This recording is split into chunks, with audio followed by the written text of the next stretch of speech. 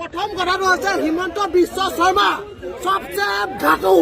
সি গোটেইখিনি লুকুৱাই ৰাখিছে আৰু লুকুৱাই থাকিব। সি গম পাইছে তাক ঘৈণীয়েকো ফচিছে, ফচাৰ কাৰণে সি এনেকুৱা অৱস্থা কৰি আছে। জুবিনক এতিয়ালৈকে ন্যায় দিয়া নাই। কিহৰ কাৰণে ন্যায় দিয়া নাই? সি ইমান দিন হৈ গ'ল, সি লুকুৱাই আছে কিহৰ কাৰণে? সি চব কথাখিনি গম পায়, টোটেলি কথা গম পায়, এটা এটা শব্দ। আৰু 2026 হিমন্ত বিশ্ব শৰ্মাৰ চৰকাৰ শেষ আৰু শেষ হ'ব লাগে। আমাৰ অসমৰ পাব্লিক মুখ্য নহয়, অভদ্ৰ নহয়, চবে বুজি পায়। আমি